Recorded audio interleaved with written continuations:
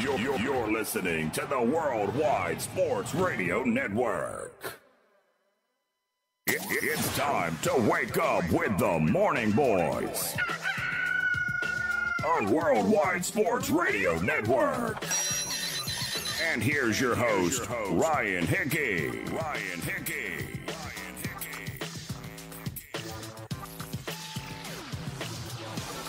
Good Monday morning and welcome in to the Worldwide Sports Radio Network. It is the Morning Boys with you right here. We hope everyone had a great weekend for sure. Another summer weekend in the books. Not to scare anybody, but I scared myself over this weekend because you look at the calendar, right? We are now currently June 29th, July 4th weekend's coming up this weekend. Not to start the show on a depressing note because I do think we have an uplifting, cheerful, fun, exciting show for you. But it's crazy to think if you kind of use the unofficial calendar of summer, you have Memorial Day as the start, Labor Day as the end for the most part. July 4th, halfway point. To think we're already almost basically halfway through summer is something I'm not ready to cope with. It's definitely something that kind of hit hard. For whatever reason this morning, you just kind of look at the schedule, look at the calendar, and you're like, oh, wow. July 4th is almost here. Meaning half the summer is almost here. There's a lot of catch-up going on. I understand, obviously, the coronavirus has made that almost impossible for the most part. But it's scary to think, the summer is just flying on by as you know it. Hopefully, wherever you are, wherever you're listening, you're enjoying it, making the most of it. As obviously, that's all we can do at this point is just try to make the most of it as possible. Hopefully, you're still staying safe, staying sane. And again, we do appreciate at least starting your week with us here every Monday and Thursday, 9 a.m. to 11 a.m. But like I said, we do have a fun show, an exciting show. We have some news to talk about, some breaking news to talk about here. So I think outside of the depressing way to start the show, which probably is really not the best way to do it, especially want to, capture listeners, have you guys stay around for a little bit. Probably not starting with a depressing note about how quickly summer is going is the way to do it. But like I said, a fun, exciting show I want to get into here on this Monday. Interesting, on last Thursday, a former NFL receiver, Brandon Marshall, if you're a Jets fan, obviously you remember him being on the Jets a few years ago and been with the Broncos, been around the league or so. He was on Colin Cowherd's show on Thursday and talked about Aaron Rodgers specifically in Green Bay and how his time in Green Bay has been wasted. Not Aaron Rodgers, not the talent, but the Packers have wasted what they had in Aaron Rodgers, only winning one Super Bowl, only going to one Super Bowl. So I'm going to kind of, break that down, dissect that, go into that question. Did the Packers actually waste Aaron Rodgers' career? We'll do that in just about 20 minutes or so. I want to get to that answer. I'd love to hear your thoughts. Once you get it on Thursday, I didn't have enough time, but I want to get into it now because I still think it's relevant. Is the NBA's plan to return to play in Orlando. About a month from now, July 30th, we'll get the first official game. The NBA just released their schedule on Friday night, so as we know, we'll have two games to start the season on July 30th, obviously highlighted by the Lakers and Clippers matchup, which is great. But there's still some time to reconsider, reformat the plan, and bring less teams in. Adam Silver had a conference call on Friday, and one quote stuck out to me that I think really highlights why I still think it's smart for the NBA and it's still not too late for them to reconsider the amount of teams going. Not the plan itself, not the bubble idea itself, just the amount of teams actually going down to Orlando. It's still not too late. I think they should bring less. I'll tell you why, and I'll tell you what he said as to why that kind of sparked my thinking. It still made that topic relevant today, even though the schedule is out. And like I said, they officially, the NBA PA, the Players Association, officially signed off on the return to play format. So now, technically and officially, the plan is in place, but I still want to explain why it's still not too late to bring less teams to Orlando. Also on Thursday, Pete Thamel, a very respected, very successful, very smart, intuitive Yahoo Sports college sports reporter, writer, wrote an interesting article on Thursday about college football and basically the uncertainty that's going to face in the spring. And he made the case as to why college football should be smart and really should be looking into moving their season into the spring.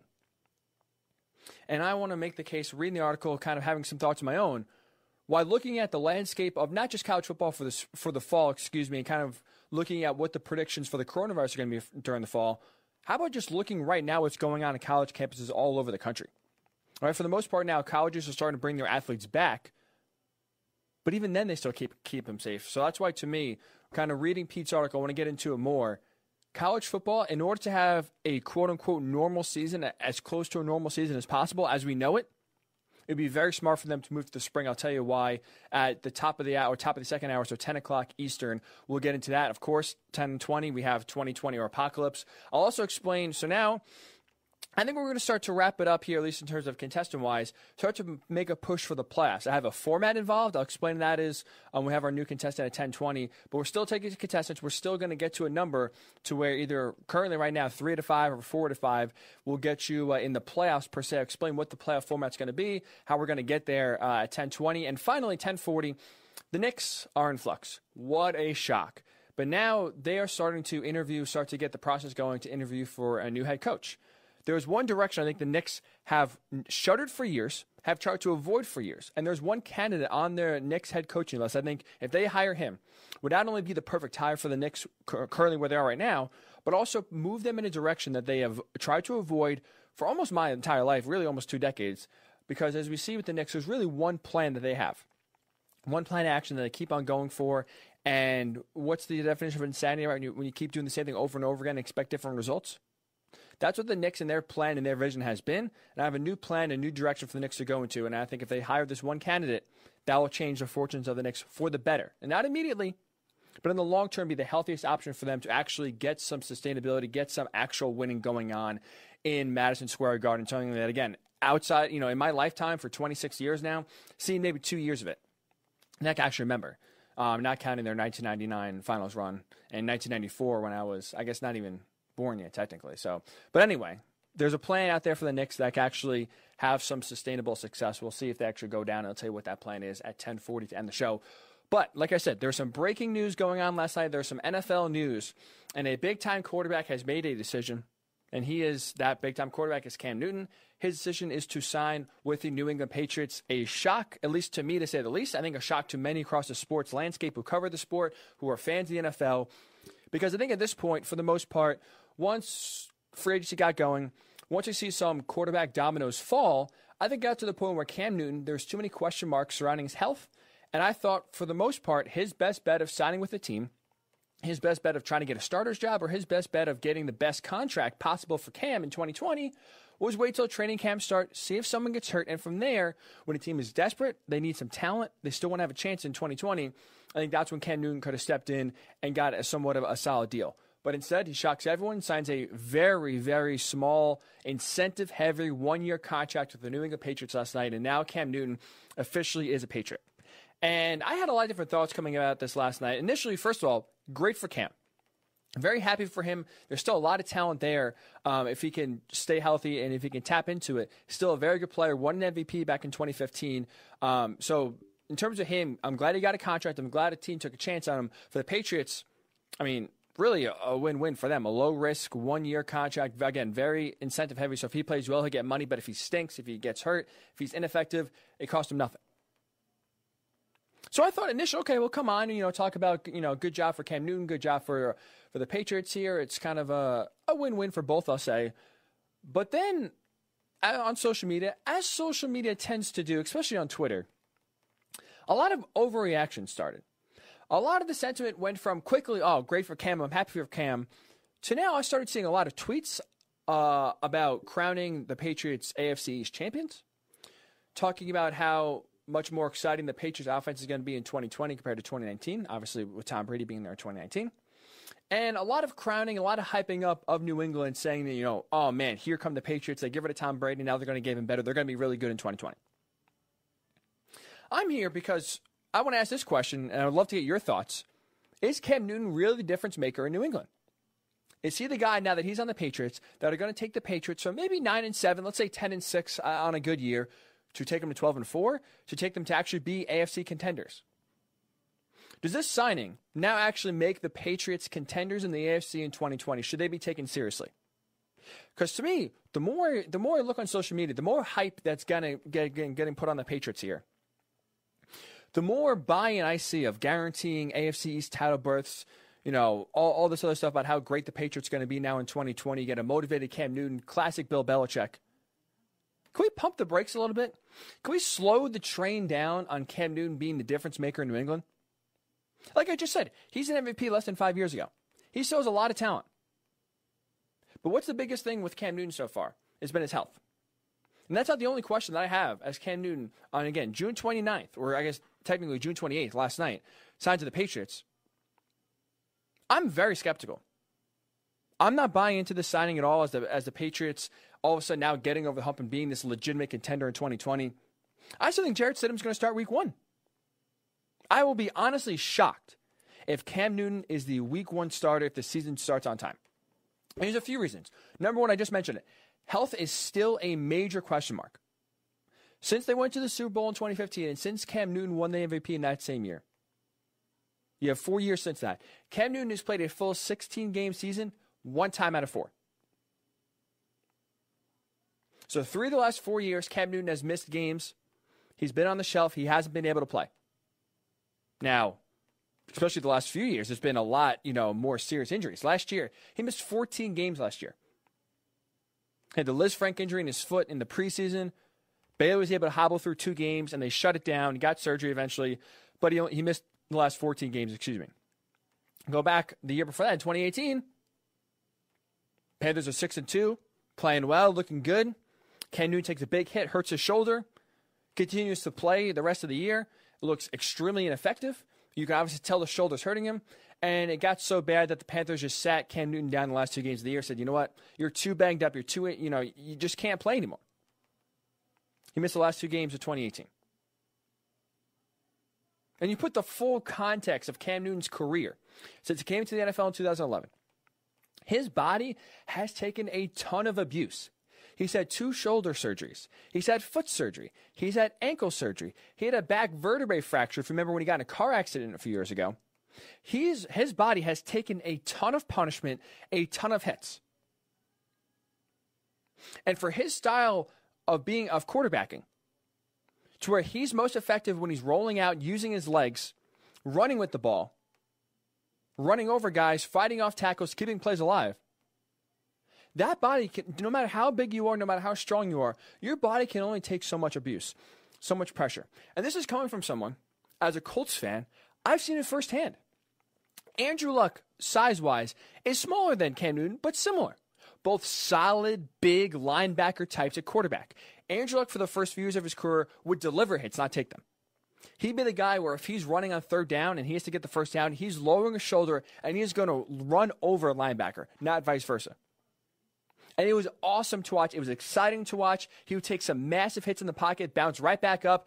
There's a ton of viral clips of Andrew Luck mic'd up, patting guys in the butt, patting guys in the helmet, saying, great hit, big boy, and just kind of, just being this crazy guy, right, where he just gets massively blown up. Hit that looks like you're not going to get up for days, and he bounces right back up, and it's complimenting the guy for a big hit. It was awesome to watch, and Cam Newton was the same guy. He would deliver punishment, not take it. And what happened, at least in terms of Andrew Luck, we will use him as the example right now. It got to a point where those hits eventually caught up to him. It got to the point where now injuries started mounting up. Those hits, those bumps, those bruises started taking their toll. And Andrew Luck not only missed a full year with a shoulder injury, the cumulative effect of having shoulder injuries, having a lacerated kidney, got to the point where Andrew Luck was so banged up, despite playing a full season in 2018, despite the success the Colts had, despite having one of the best offensive lines in NFL right in front of him in 2019. You know what took Andrew Luck's career down? Wasn't a shoulder injury? Wasn't a concussion? Wasn't another broken leg, serious injury that, we see derail a lot of careers? It was a calf injury. It was, in football terms, a very minor injury, a calf strain that Andrew Luck just couldn't figure out. The Colts doctors couldn't figure out. It bothered him for 8 or 9 months, mostly in the offseason. He just couldn't rehab it, couldn't get it together. But I point that out is because those massive hits Andrew Luck took the first 2, 3, 4 years of his career, that sure, he didn't get hurt back then, he still bounced up. They took an effect to where 5, 6, 7 years later, Andrew Luck was feeling those effects in different ways, and it got to the point where a small calf injury was the straw that broke the camel's back. That was the injury that said, you know what, I can't do this anymore. Andrew Luck likes his, looked out for his future health. And I'm not trying to criticize Andrew Luck here at all. I am not. And I'm not trying to minimize the calf injury or any of the other injuries. I bring up Andrew Luck, especially as a Colts fan, as an example of these hits after a while catch up to you. You don't get less injury prone as your career goes on. So Cam Newton already having this all of this damage to his body in Carolina. Like I said, 2 shoulder surgeries, foot surgery, ankle surgery, back vertebrae fracture. That doesn't equate all of a sudden to now he's going to be healthy in New England. His style of play, his physicality, does not lend itself to him being healthy. Like I said, he missed 14 games last year. He's played one full season out of the last 4 years. So I'm not ready to crown the Patriots champions. I'm not ready to give them the AFC East title because I'm not even convinced Cam Newton can even take the field. He's 31 years old. Your health deteriorates as you get older. That's true in real life. That's true in the NFL especially. You always have dog years, right? If a dog is 7 years old, they're really 49 or 50 in human years, right? What is an NFL career shelf life like? What is Cam Newton in NFL years? He's 31 years old. He's had all of these injuries pile up. And now we're supposed to assume and think a guy who missed the last 14 games, almost hasn't played a game in a full calendar year, is going to step into New England and all of a sudden be healthy? I'm not convinced. That is just the first reason why I'm not ready to crown the Patriots anything. And I really don't change my outlook at all of their season 2 days ago when they didn't have Cam Newton to now when they do have Cam Newton. So I'm not even convinced. I'm not even 100% sure that Cam Newton is going to be healthy enough to even participate in training camp, let alone be a difference maker and stay healthy enough to be on the field. Think about it. If you look right now at every single NFL team and you look at their backup quarterback position, there is not one guy you can point to right now and say, you know what, that guy is more talented than Cam Newton. I'd rather have that guy on my team. Geno Smith is a backup in Seattle. You have Andy Dalton. We just hyped up the Andy Dalton, including myself here, signing by the Dallas Cowboys. The backup quarterback position is not one that is flooded with talent. And the reason I bring that up is because Cam Newton still has talent. We see how important the quarterback position is in the NFL. We see how the difference when you have a quarterback that can win you games versus you have a game manager, you have a guy who can't do it. Look at Mitchell Trubisky in Chicago. That defense is elite. They have some good skill guys. Mitchell Trubisky can't figure it out. Thus, the Bears are struggling. The point is that the quarterback position is so important now. You need talent there more than anything else. That there are multiple teams, you can make the argument, any team in the league could have used Cam Newton at least as a backup. But yet, he went through free agency in March, he went through April, he went through May, and almost went through June without getting signed. And look at what he signed for. Essentially the minimum salary, just over $1 million. So it's risk-free from the Patriots, because if he gets hurt, fine. Barely is a blip on the radar. He plays well. It's incentive-laden, so you'll pay him for the production. You give him a reason and motivation to be successful. But no other team did this, because the health is a major question mark. We have no clue what Cam Newton's body is, what his health is, if he's fully recovered, if he's 100% healthy. But for my next example here, or my next point, let's just assume he's healthy, right? He's healthy enough to compete in training camp. He's healthy enough whenever training camp does start, if it starts on time or a little delayed, he's going to be on the field. He's going to be competing with Jarrett Stidham for the starting job. My other point and my other concern here, and why I'm not ready to crown the Patriots any sort of champions anywhere, and let alone the AFC East, which is wide open, there's an extreme learning curve here. This is not an offense he's familiar with. This is not an offense that's used to having someone else run it. Think about it. He signed a month before training camp is supposed to start, assuming it starts on time.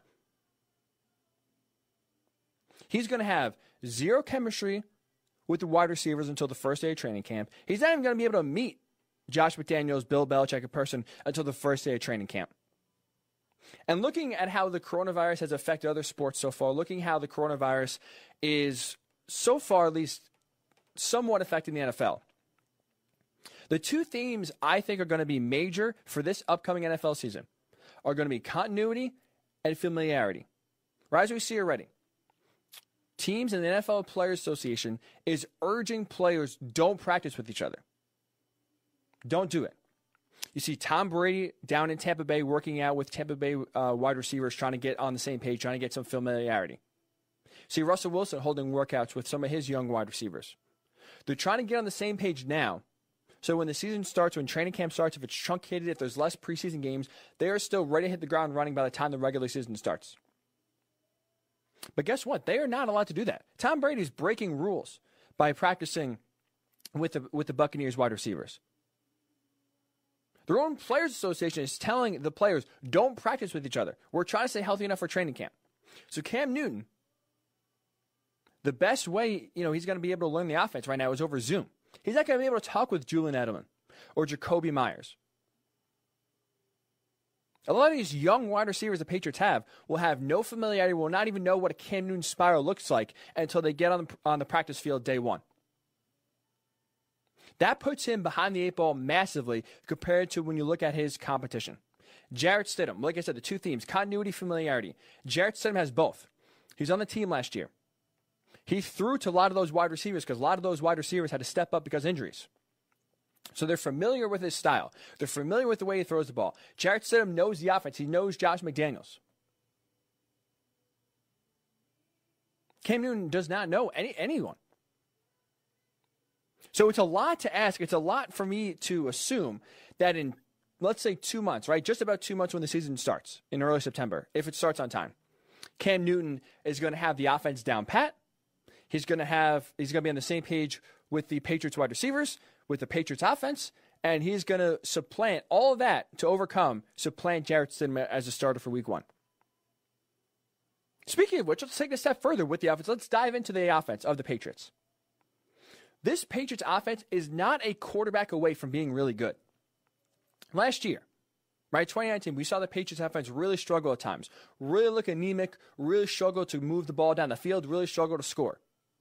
If you listen to the show, whether it's in October, November, December, even in the offseason when Tom Brady was deciding whether to stay in New England or go somewhere else, I defended Tom Brady. I advocated it wasn't Tom Brady's fault. He was working with a lot of young receivers that, for the first time were playing with Tom Brady, they weren't on the same page because that offense with Tom Brady and Josh McDaniels was about being on the same page, reading the defenses, knowing if the defender is playing inside, I'm going to go outside and putting the ball on a spot. That's why Julian Edelman is so hard to cover, because him and Tom Brady basically have the same brain. They think on the same wavelength. So they can make adjustments without even saying anything to each other. And now, you're going to have all those inexperienced young wide receivers coming back. You're going to have an offensive line that's questionable, and if they can even keep Joe Thuney, their best offensive lineman, under contract, because right now with the franchise tag, that's a hefty coin the Patriots have to pay him. And not to mention, you look at Cam Newton's style of offense, you look how he flourishes, who he targets. For the last 6 years in Carolina, the leading receiver on the Panthers was Greg Olsen, a tight end. He was a safety blanket. He was his security blanket. He was his guy. If we need a big reception here, we need a first down, I'm going to Greg Olsen. Tom Brady is similar with Rob Gronkowski, right? That was the guy. You need a big play, I'm throwing to the guy I trust, usually either Julian Edelman or Rob Gronkowski. Look at the Patriots roster. They don't have that. They don't have a Rob Gronkowski type. They don't have a Greg Olsen type that Cam Newton is familiar and comfortable throwing with. Their tight ends are Matt LaCosse, Ryan Izzo, and 4 other rookies. I'm sorry. I am not buying in. I don't think that is the recipe for success for Cam Newton or the Patriots, to be honest. So health, the extreme learning curve that Cam Newton's going to have to overcome trying to learn this intricate Josh McDaniels offense in a month before training camp starts without having the ability to even throw or talk to a receiver in person. Not to mention his health, if he can even stay in the field. I'm not convinced that even if he's healthy now, he'll be able to stay healthy through an entire season. Even if we give Cam Newton 100% health right now on June 29th, 2020, we get the doctors A-OK, his foot's healed, his shoulder's good, he can go on the field and compete, and there's nothing physically holding him back. I'm not convinced that Cam Newton can make it through an entire season. I'm not. So that's why I am not anywhere sold that Cam Newton will have an impact, let alone the Patriots now all of a sudden this big-time contender in the AFC. They're the third best team in the AFC behind the Chiefs and the Ravens. I'm not even convinced Cam Newton's going to make the team week 1 out of camp. I still believe Brian Hoyer was signed with a purpose, was signed with a reason. Bill Belichick loves familiarity. He loves guys he can count on and depend on. Brian Hoyer, because he's been with the Patriots on again, off again for it feels like a million years, He knows the Josh McDaniels offense, and if in a pinch, God forbid, whether Jarrett Stidham is a starter and gets hurt, whether Cam Newton is a starter that gets hurt, he knows if he puts Brian Hoyer in, all right, at least he knows what we're doing here. He's not going to be a chicken with his head cut off on the field. So I have a tough time looking at this Patriots team in 2020, looking at Brian Hoyer, Jarrett Stidham, and now Cam Newton on the roster. I don't believe they're going to have Jarrett Stidham and Cam Newton as the two quarterbacks going into week one with Brian Hoyer cut. I think they want someone as a backup that knows the system, that can step in if the worst case scenario happens and someone gets hurt. Just to know what the offense, how it's run, where the receiver is supposed to go, and at least have the knowledge back there that, okay, sure, he may not be talented, but he knows what to do. He knows where the ball is going. It's something. So I completely believe Jarrett Stidham will be the starter week one. If you go back to March 23rd, when Tom Brady made his decision to go to Tampa Bay, and that left a vacuum and a hole at the quarterback position for the Patriots, I said Jarrett Stidham is going to be the guy. He's going to be the starter week one. He's going to be the starter for 2020. So then on March 23rd, I still believe it today. But I love your thoughts. Because I'm curious. There was a lot of hype last night on social media that now the Patriots are all of a sudden these contenders, all of a sudden going to make some noise in the AFC. In your mind, is Cam Newton the difference in New England? You can comment on Facebook, Worldwide Sports Radio Network. You could tweet us if you're listening on Periscope on Twitter, WWSRN_radio. That's WWSRN_radio. Or if you want to go directly to the source.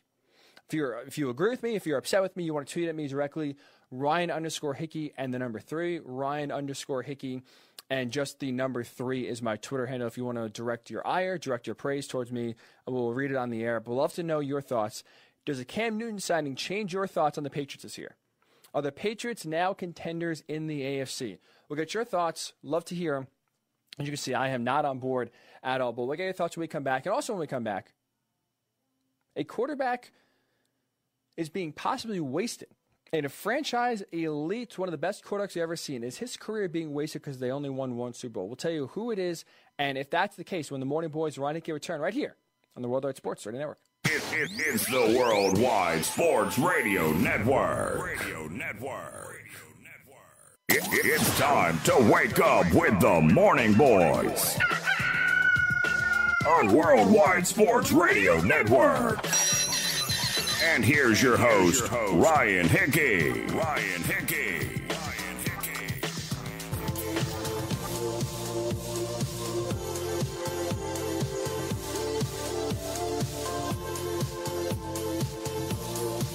Welcome back into the Worldwide Sports Radio Network. It is the Morning Boys with Ryan Hickey right here on this Monday morning. A ton of different ways for you to watch, to listen, to interact with the show, as we do love always having your thoughts and your opinions voiced on the show. Love to always listen to them, hear them, and react to them. We're on Facebook at Worldwide Sports Radio Network. You type us in, throw us a like there. If you follow us on Twitter, WWSRN_radio. If you're more of an app person, right, which really, we are in 2020, everything's on an app. Everyone has an app, and that's really where it is. We also have an app recently, brand new, WWSRN, if you have an iPhone or if you're on Android, Worldwide Sports Radio Network. That is all the spots, all the locations, whether on Twitch, also on radio.com, on TuneIn. We are all over the digital map, all over the digital streaming airwaves, if you want to say.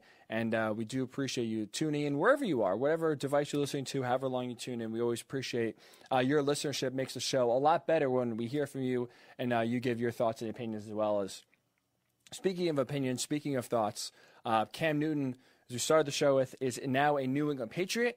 A lot of praise, a lot of hype, a lot of projected success now to the New England Patriots because Cam Newton is a part of the Patriots, but I'm trying to pump the brakes, see I'm kind of cool the jets because I'm not sold at all. Health is still a major question mark. The learning curve is going to be just incredibly hard. He has to learn an entire offense, trying to build chemistry with receivers he's never thrown to and won't have the chance to until training camp. Not to mention the offense is not exactly, world beater. Not exactly glistening and gleaming with tons of weapons for Cam Newton to throw to. So I'm skeptical, to say the least, of Cam Newton's impact.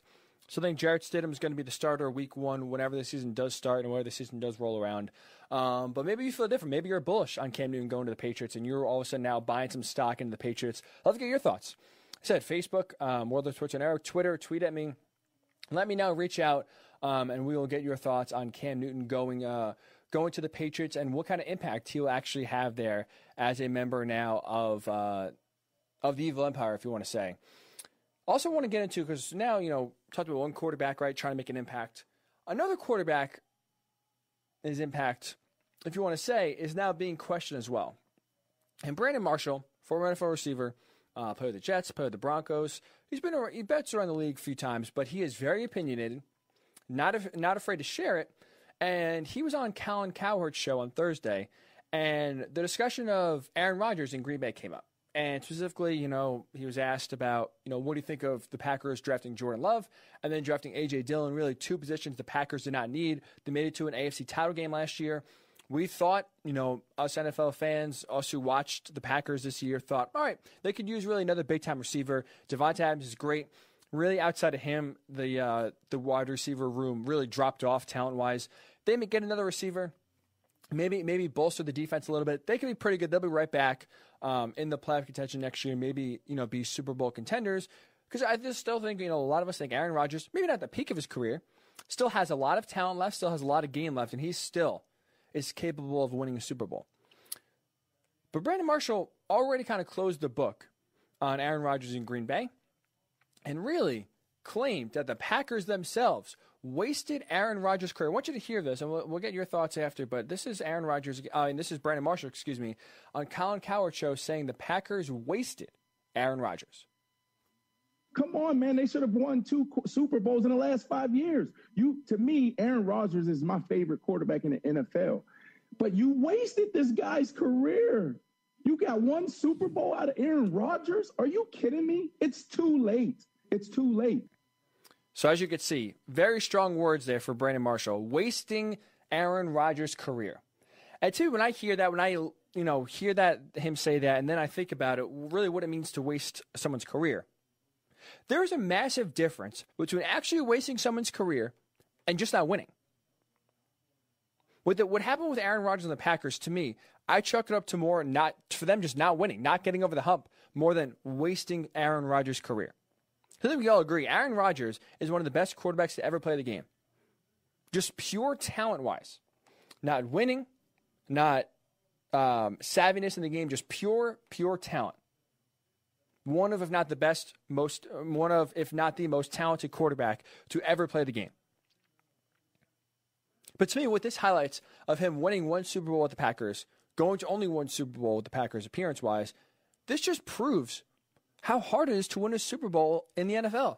This also should be used to highlight how incredible the Patriots dynasty for 2 decades was.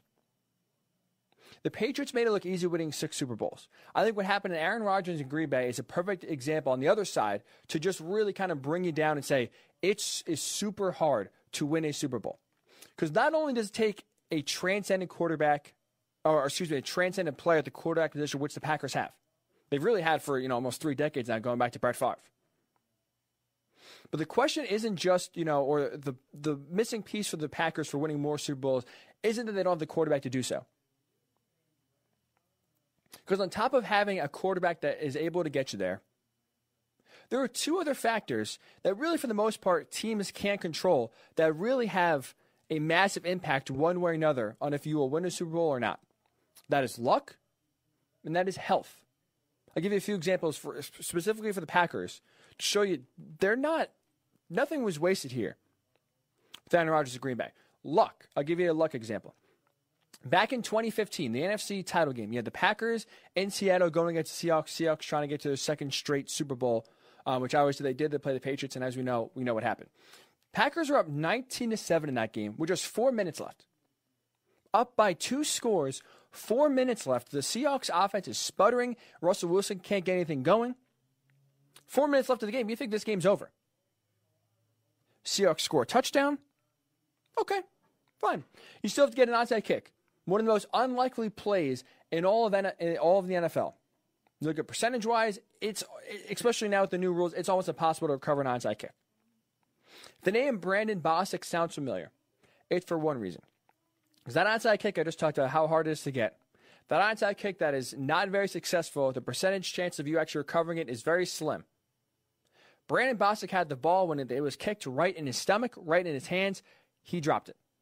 He lost it. Guess what happened? The Seahawks recovered. From there, they scored a touchdown.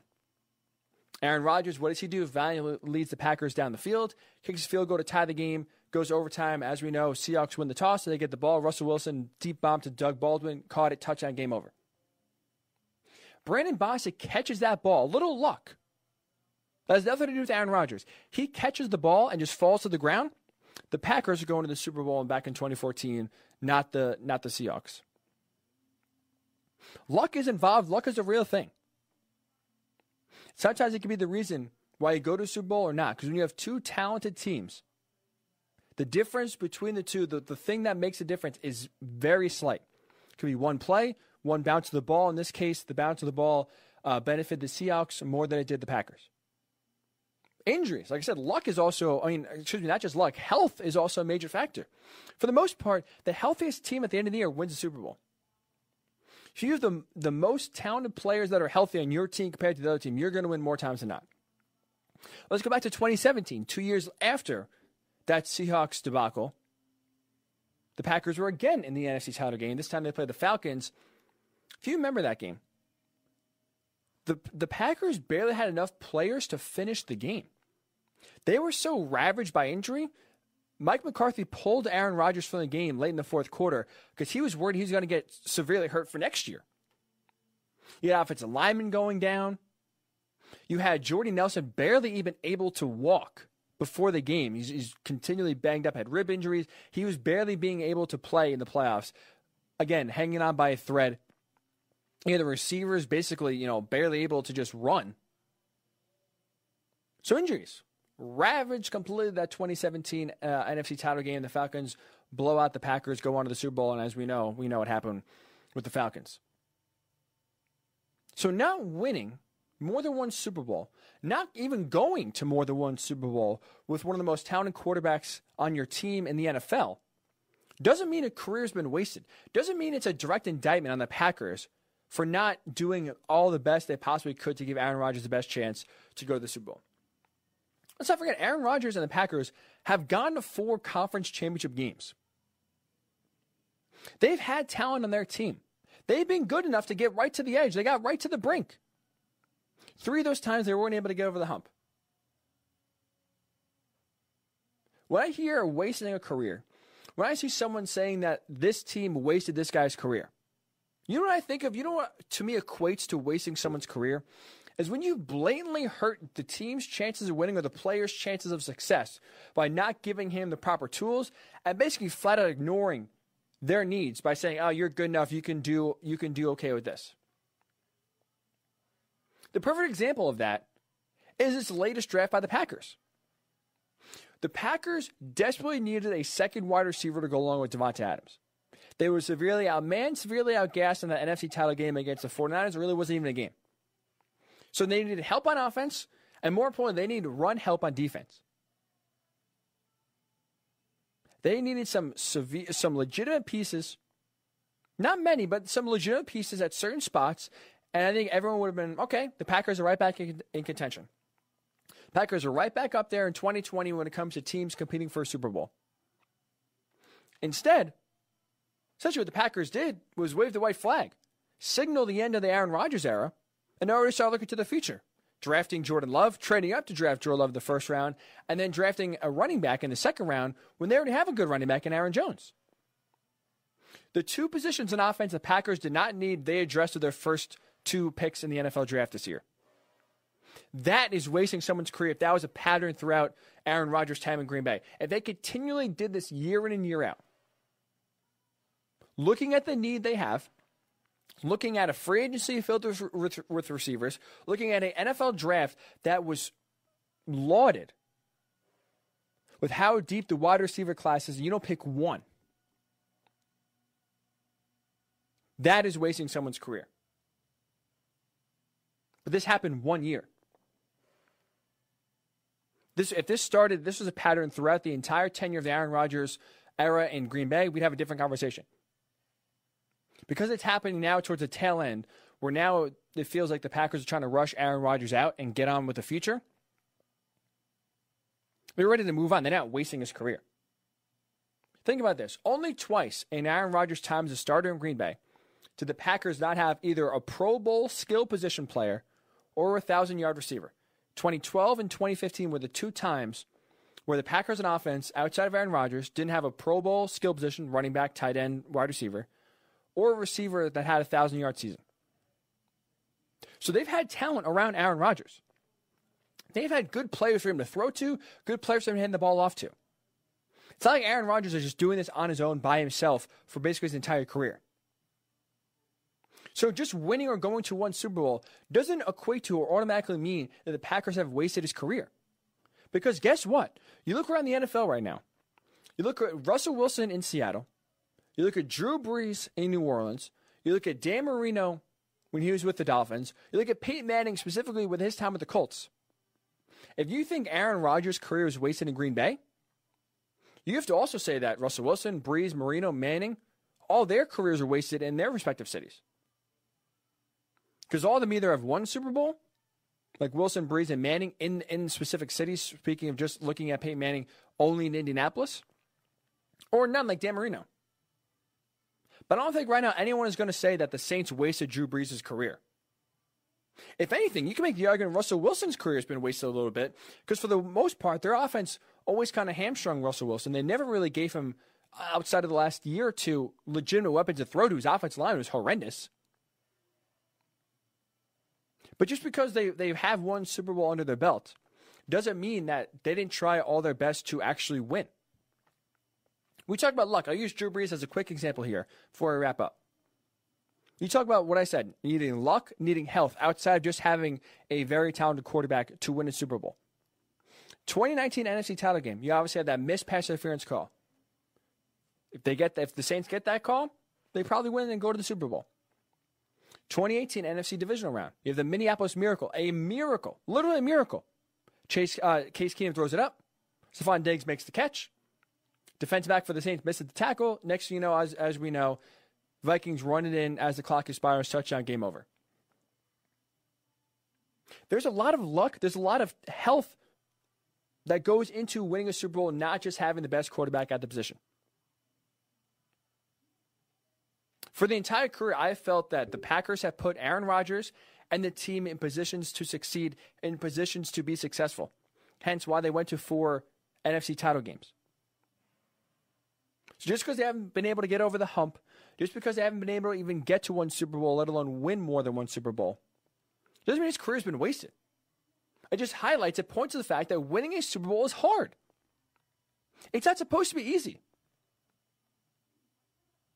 You have guys like Tom Brady, you have guys like Joe Montana, you have guys like Michael Jordan who make it look easy. Yes, we idolize them, we praise them because they continually did it time in and time out, and they were so good at their respective jobs, they made it seem like it's easy. How come Michael Jordan wins a title every year? How come my guy can't do that? Because it's freaking hard. Especially in the NFL, when there's salary cap to worry about, when there's all this roster turnover, when they schedule on purpose to create parity. The NFL doesn't want dynasties forming. So they continue to schedule teams that play well and win the division. They always schedule them against division winners. Winning is hard, man. So if anything, there is, to me, no way the Packers wasted Aaron Rodgers' career. It highlights how hard it is to win a Super Bowl and other factors that go into it outside of just having the transcendent quarterback. So I disagree with Brandon Marshall. I really, outside of this past draft, take that away. There's no defending that, and myself and a lot of other people just crushed the Packers when it came out of the draft that Monday after the draft is over. The Packers have continually put Aaron Rodgers in a position to succeed. They put weapons around him. They haven't tanked the offense. They haven't neglected the offense and not given Rodgers the help he needs. So I'm curious, do you think the Packers wasted Aaron Rodgers' career? Like I said, one of the most talented, if not the most talented quarterback to ever play the position, has one Super Bowl ring, one Super Bowl appearance. Should they have won more than one Super Bowl? And is there another quarterback who you think their career has been wasted? If you hear Brandon Marshall's definition of wasted, is Russell Wilson's career in Seattle wasted? Is there another quarterback you think their career has been wasted? So get your thoughts when we come back here on the Morning Boys, Ryan Hickey. And also when we come back, it's not too late for the NBA to reconsider their return to play format in Orlando. Less teams, the better. Explain why. When the Morning Boys, Ryan, your turn right here on the Worldwide Sports Radio Network. It's the Worldwide Sports Radio Network. It's time to wake up with the Morning Boys on Worldwide Sports Radio Network. And here's your host, Ryan Hickey. A ton of NFL quarterback discussion as we start up this Monday show right here on the Worldwide Sports Radio Network.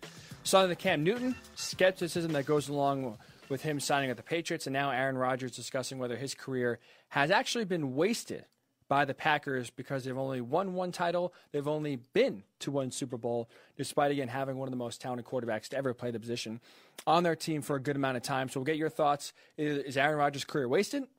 Are you buying into the Patriots at all? Does your view on the Patriots change now that they signed Cam Newton last night? Excuse me. Oh, there we go.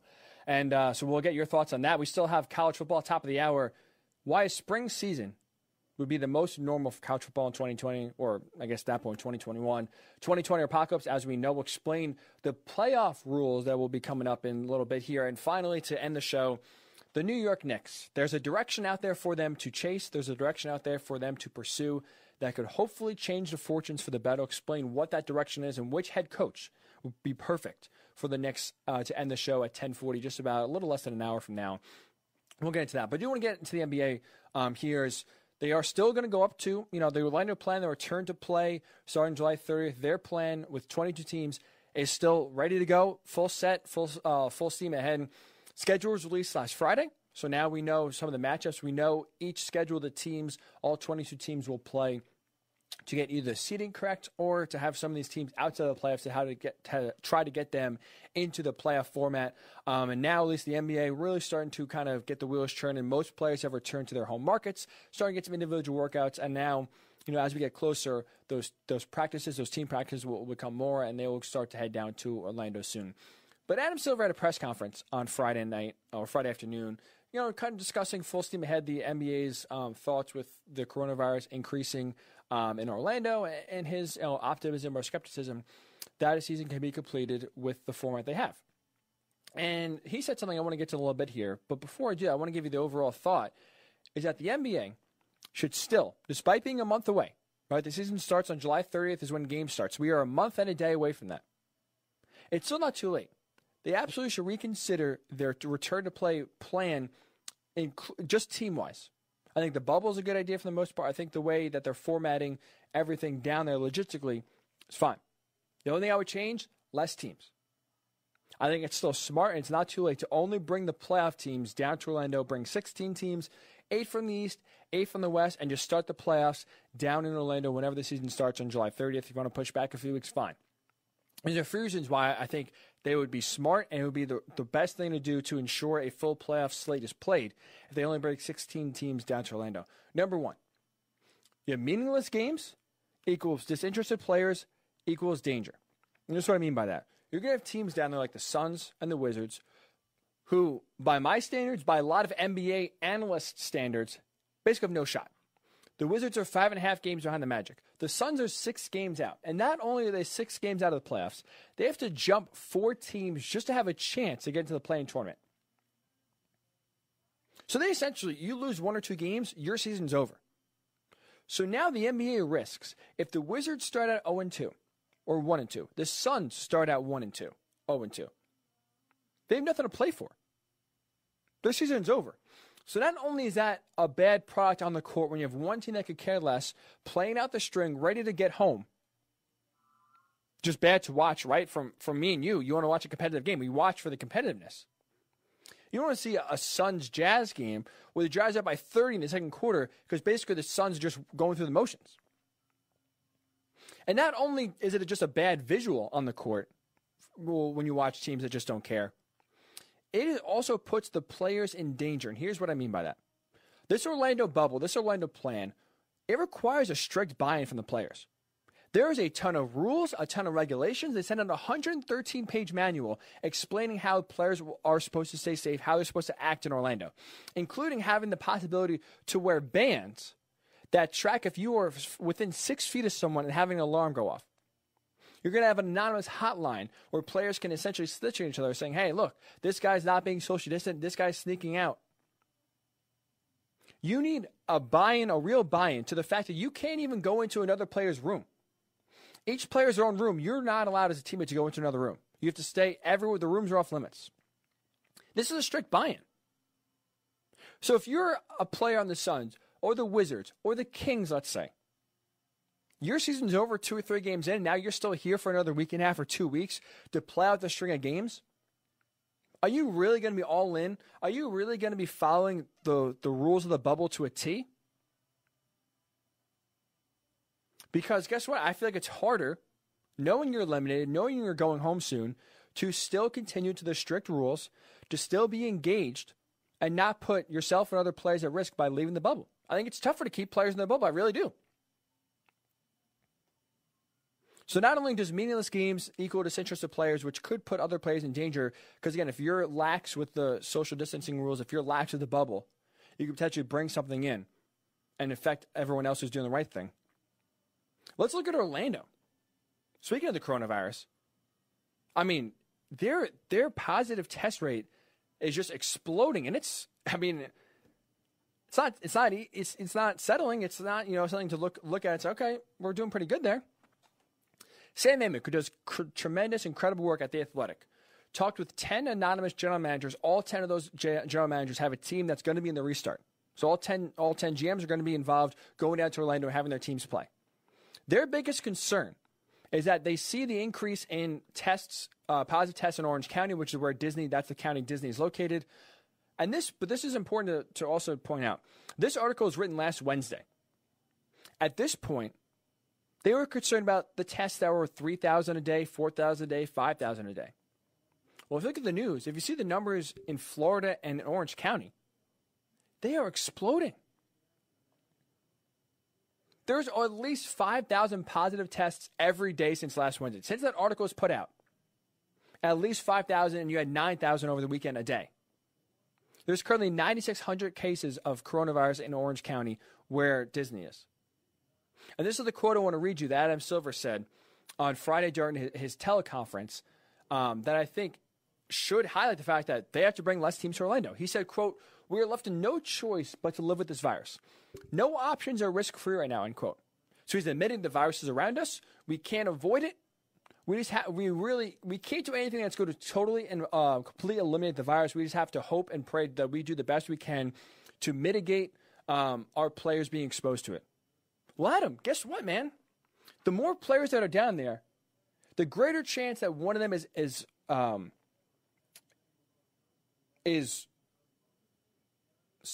open to wow, I'm just blanking on the word. All the momentum I just lost. Susceptible for infection. The more of a chance that a player sees the infection, sees the virus, and gets it infected and spreads it. Sorry about that. Just a complete brain fart. Less teams. Instead of 16 teams, you bring 20, or excuse me, instead of 22 teams, you bring 16 teams.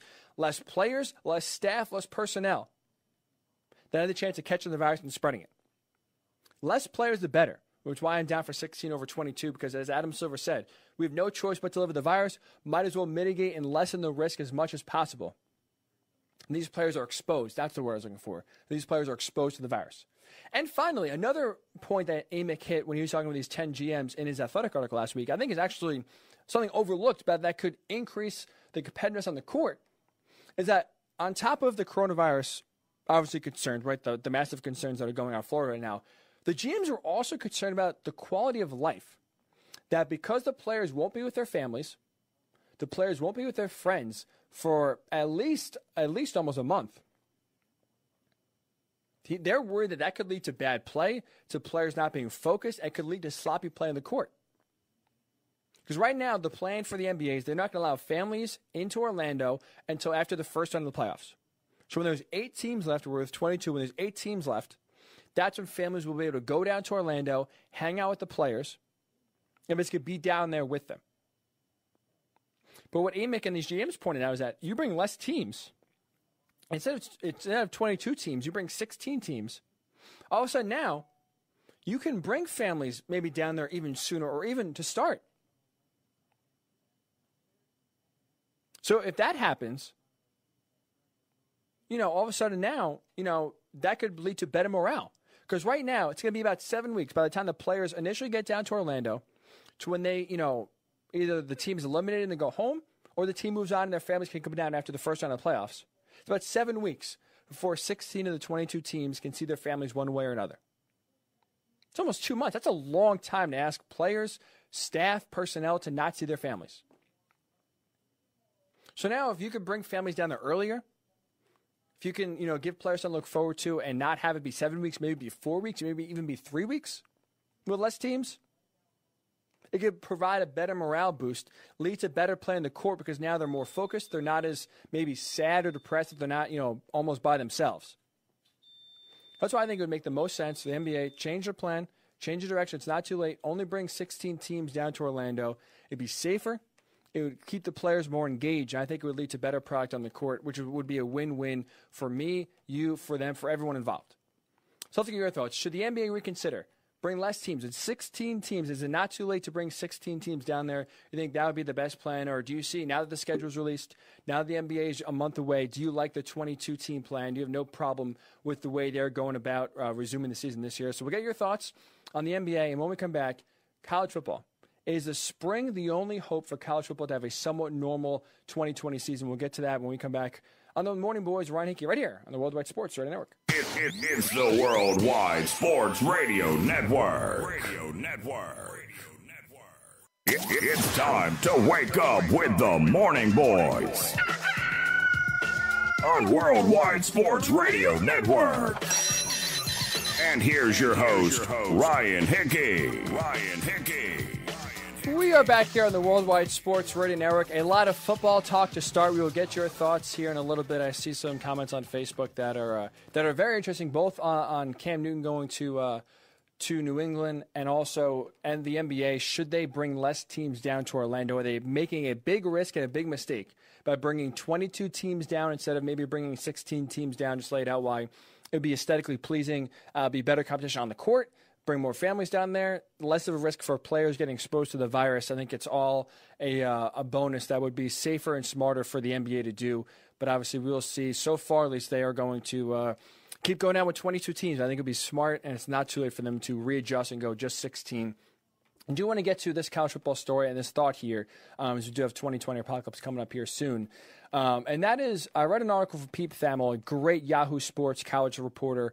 He wrote an article on Thursday, and he spoke with 3 current Power 5 coaches from college football, all basically questioning how they're going to play football this fall.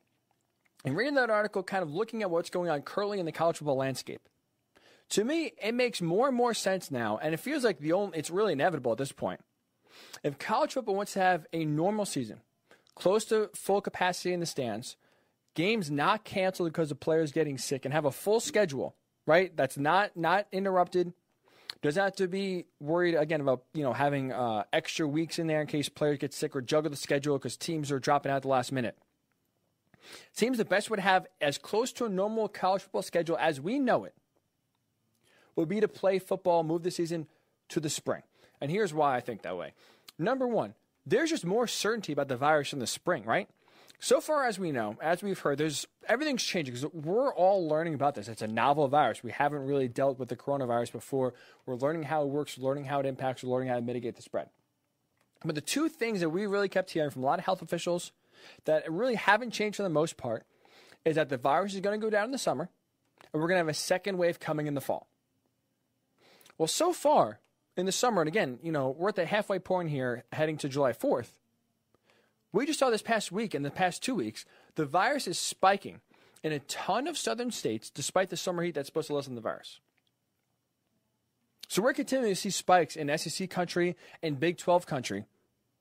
But for the most part, what we kept hearing was going to happen was that a second wave was going to come in the fall. And for the most part, the coronavirus is going to settle down in the summer. It doesn't really do well in the heat. But right now, as we see, it's doing pretty well in the heat in the south. It's still continuing to spread.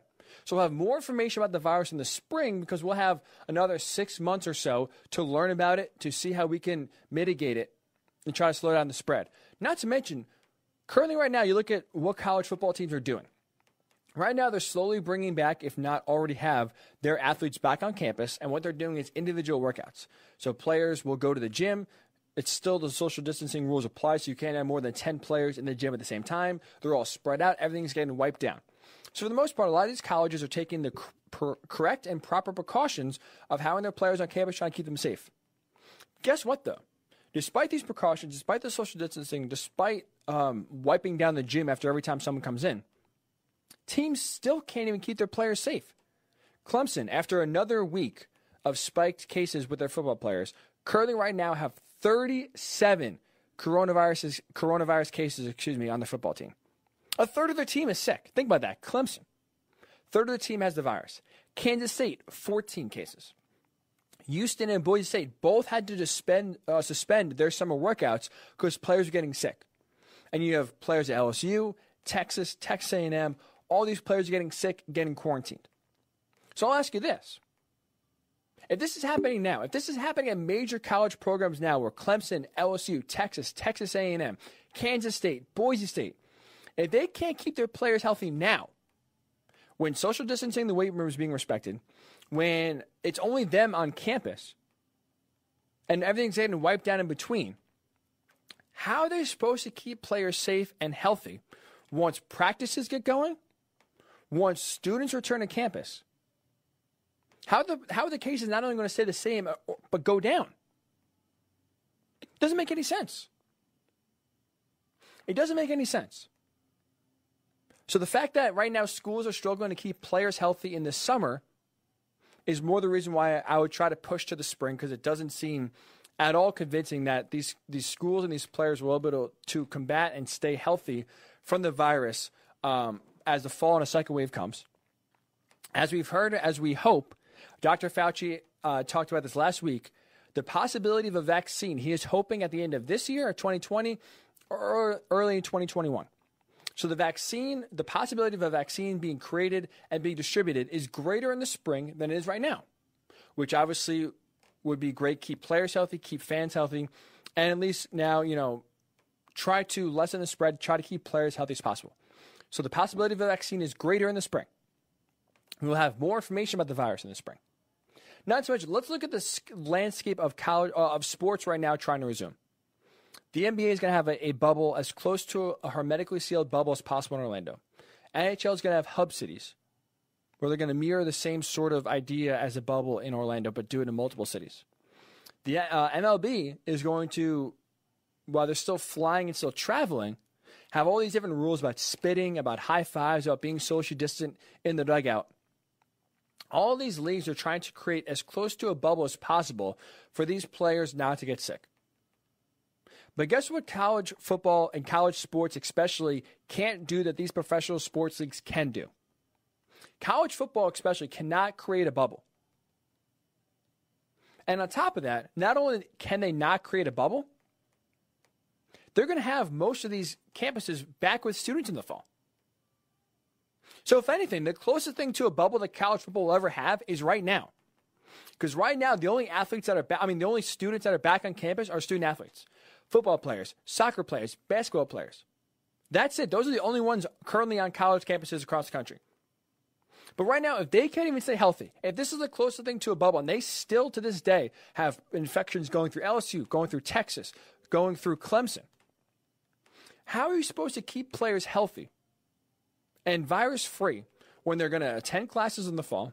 We're going to have students back on campus, and most of these universities, thousands, tens of thousands of students back on campus. How are you going to do it? So if anything, moving to the spring is a benefit because now you see how leagues, you see how MLB, you will see how the NBA, you will see how the NHL, and more importantly, more relevantly, you'll see how the NFL, if they continue their course and continue to try to play football in the fall, you will use those teams and those leagues as a case study to see what they did wrong, what they did right. Use that for the spring to try to keep your athletes as safe as possible and try to keep your season as normal as possible. Learn from their mistakes. Because right now, we're all blind. We have no clue if sports and the virus can honestly coexist. Baseball's going to try, basketball's going to try, hockey's going to try. We have no clue. You have Dr. Fauci advising baseball, which is the most socially distant team sport you can have, to not play in October.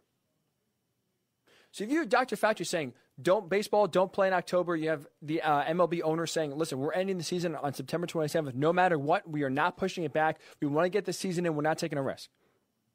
If baseball can't go play in October, how is football going to play in October?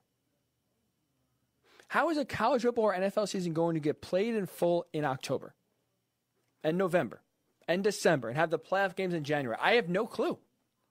It doesn't seem feasible. With what we know right now on June 29th, it does not seem feasible. It does not make any sense about how college football or the NFL, but especially college football, because it's a little bit different, will be able to safely get through a 2020 season with players not getting sick and not having the season canceled. Not to mention quickly, more money can be earned in the spring. Because guess what? If there's a vaccine out, if we know more about the virus in the spring compared to the fall, at best case scenario in the fall, you're going to have half capacity for these stadiums. And I find even that, 50,000 fans at half capacity, I find that really a pipe dream. But if you went to the spring, better chance of having full or capacity crowds because there's a vaccine out. If we know more about the virus, it's just a better chance that you can have filled up stadiums, which means more money for these universities. Also, less chance of games getting canceled if you can keep players healthy. Again, if we know about the virus, if we know the different ways we see how these leagues resume and try to keep them safe, less games canceled, which means more money for these teams, more money for these schools. And a better viewing experience. College football is all about the atmosphere. It's all about the pomp and circumstance. If you can have a full crowd, full stadium, it's just a better viewing experience compared to watching, the NBA with no fans.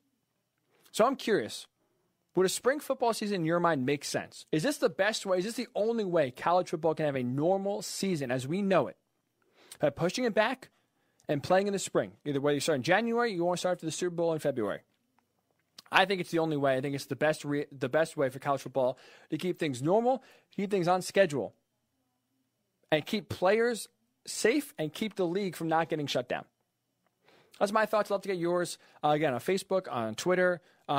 Would a college football season in the spring be the closest thing to normal we will see? We'll get your thoughts when we come back. The fastest growing game show in America.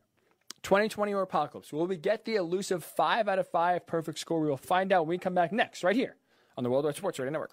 It's the Worldwide Sports Radio Network. It's time to wake up with the Morning Boys on Worldwide Sports Radio Network. And here's your host, Ryan Hickey.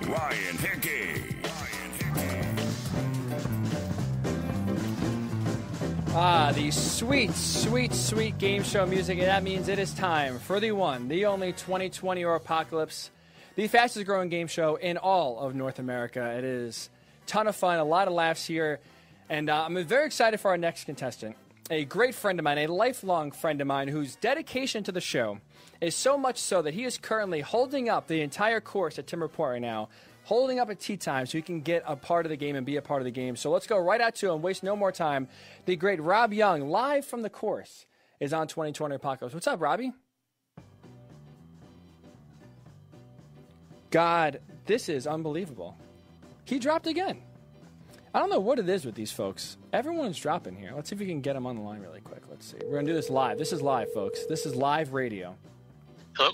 Yo, Bobby, what's up? How we doing? Good, man. You got me nervous there. I gave you this great intro. You're holding up everyone on Tim Report right now. Your dedication is outstanding. And then here's Bobby. Like, what's going on here? Yeah, I think we got disconnected when I went on hold. I know you have your soundboard and everything, and I was hyped that I was going to be on it, and then you lost me. It might be the service out here. We are out by the water. I'll probably take the blame. You're not the first person that's happened to. I don't know what I'm doing, to be honest. I thought I was just scaring everyone away, but you are definitely not the first person that's happened to. But like I said, on the course, we appreciate you giving us a few minutes here. Very excited. So 2020 or Apocalypse. I'll give you 5 headlines, and you have to say whether this has actually happened in 2020, this is real, or this is fake. No way this only happens if the apocalypse was going on. The best score right now is 4 to 5. So no one's gotten a perfect score. And how it works is, so we're going to have the top 2 finishers. We have a ton of people in first, ton of people in second. We're going to have a playoff. So if you can get at least 3 out of 5 or better, you'll guarantee yourself a golden ticket into the playoff. Does that sound good to you? All right, I think I can handle it. A little above 500. I think that's the goal here. All right, that's true. That's right. 3 out of 5. You get a little above 500, and you are in the money. You're doing good. So let's get right to it, Bobby. Number 1, the newest breakfast for one athlete is eating just a jar of dead bees. Is this real 2020 or just only happen in the apocalypse? Is dead bees the new breakfast of champions? All right, so I was thinking this through before I called in, and I figured the ones that really don't sound real have to be the 2020 ones. It's a little bit like the, it's a little bit like what you think it is isn't, and what isn't probably is. So that's a weird headline. I know 2020 we're big into health. I'm not sure what the nutritional impact is of eating dead bees, but I'm going to go that's a real 2020 headline. Final answer. That is real. And yes. who ate it? I thought you'd get this one. Conor McGregor was the one who put it on his Instagram that he is eating and snacking on literally just a jar full of dead bees. Interesting philosophy, Bobby. You might be onto something. My former roommate, Cody, had the same philosophy as you, and he did 4 to 5. So I should say he did pretty well. You ready for it? That's what I like to hear. 1 for 1. Hopefully 1 for 1. I'm hoping I didn't peak too early. Whoa. Hey, listen, you were out of the gate strong, a strong start. Love it. You ready for number 2? Let's do it. A porn star was arrested after a man died in his house after inhaling the venom of a North American toad as part of a calming ritual. Is this real? Happened in 2020. A porn star is under arrest for killing someone with the venom of a North American toad? Or is this only what happened in the apocalypse? No way this is actually a real story. So, let me think this through again. So, Mia Khalifa has been dominating the porn star headlines, so this could have easily been under wraps as, a trending topic on Twitter. So easily could have been missed. It's a little long to be a 2020 headline. That was a mouthful. It sounded like an essay. I'm going to go apocalypse. It's not a real headline. That is real, Bobby. That is real. Ooh. Spanish porn star. Have you ever heard of Nacho Vidal? No, not in my recent history. Oh, okay. Oh. Well, maybe if you want to do a little research when you get home. Nacho did, yes. He had someone over. They inhaled the venom of a North American toad, and unfortunately, the person kicked the can. But that is wild. I really want to, after this, I might have to talk to you and just find out where your sources are for these headlines. Oh, absolutely. Well, I got to say you do. I can't give if you're in the playoff, I can't give my sources yet. I do. I'll say this. I have one dominant place that got a lot of headlines. That's all. I'll throw it out there. That's the tease. Okay. But I'm, I should say, before going any further, you're a man of content yourself. You're in the content factory yourself. Big podcast dropped last night, Coast to Coast. It's on, first of all, it's on all platforms, correct? That is correct. You can find us on Apple Podcasts. You can find us on Spotify. It's, as you said, Coast to Coast. And you can also give us a follow on the Instagram and Twitter at Coast2 Coast_pod. We try to deliver content once a week. We talk about kind of current trends, current topics, have some fun with it. And you were a guest once upon a time back when we were actually doing fantasy football. I was going to say that it started as a fantasy football podcast. Obviously, no fantasy football to talk about now, so it's a life podcast. I love it. So what was you dropped an episode late last night, Bobby. What's on the new pod? What do you guys talk about?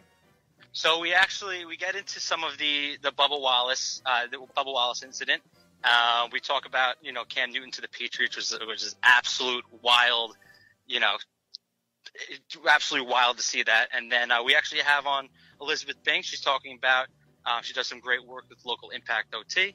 And we actually play a game of Would You Rather. So, like you said, keep it light, keep it fun. And it's definitely good content, usually 30, 40 minutes. It's a quick listen.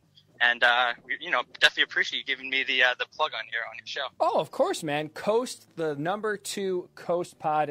It's a ton of fun to listen to. And that's why I'm not going to lie, Bobby. I was a little nervous about asking you because I figured again, you guys do talk about like a lot of the trends that go on, especially on social media. I was worried you would kind of know all the stories I get. You would be all over them.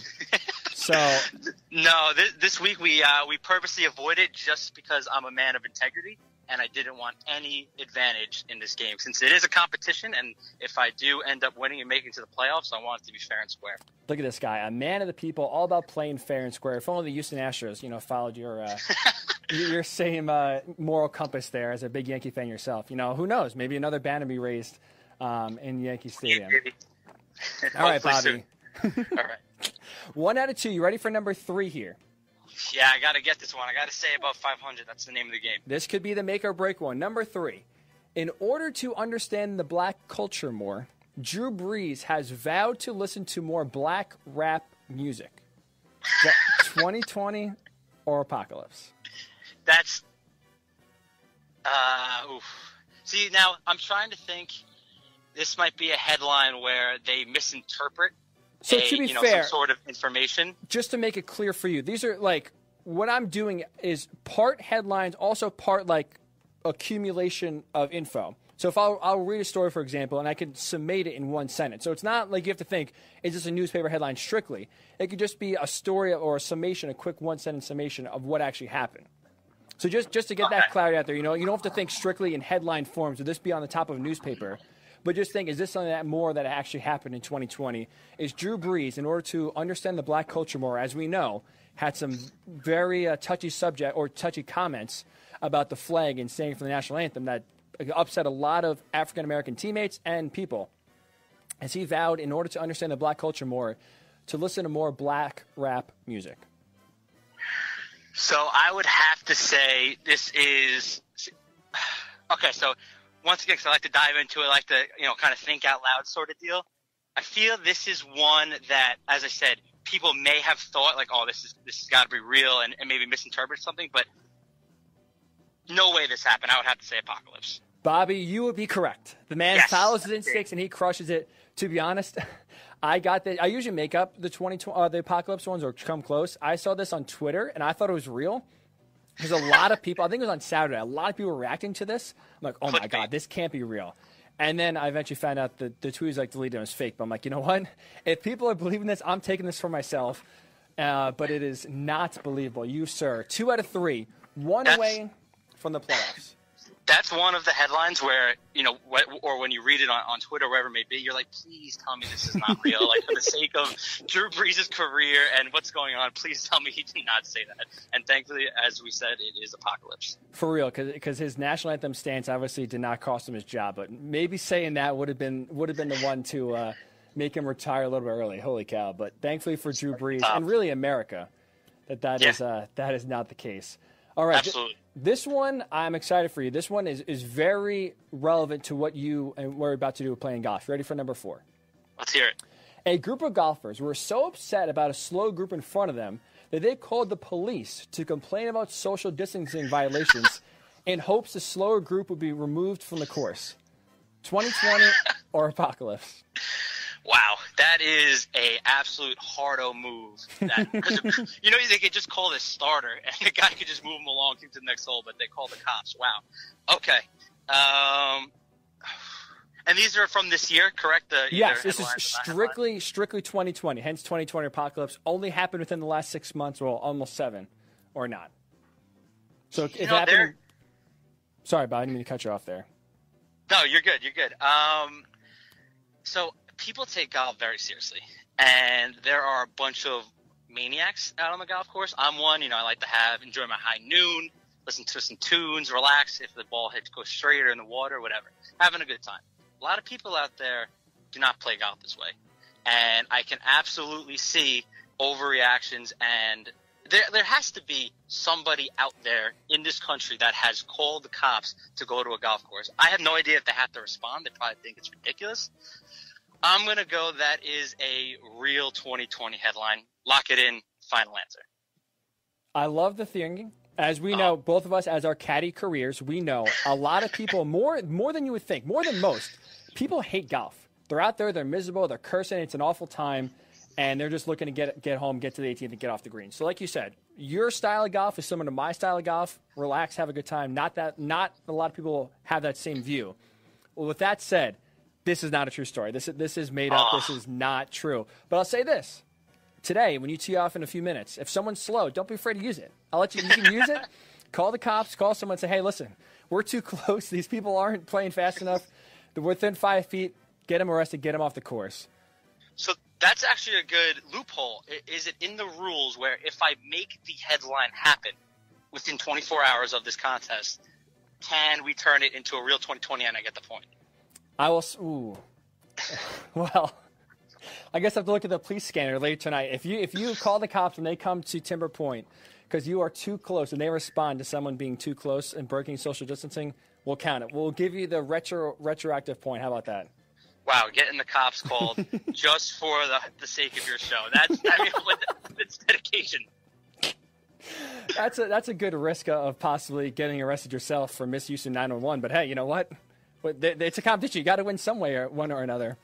Yeah. I appreciate the dedication. All right, Bobby, this is it, man. Make or break. You get this one, you're in the playoff. You don't get this one, unfortunately, you go home empty-handed. You ready for number 5? I need to get this if I want to have a good score today. Here we go. All right, I'm ready. For the fate of your golf game, number 5, the name Corona, just Corona, is one of 2020's most popular baby names. 2020 or Apocalypse.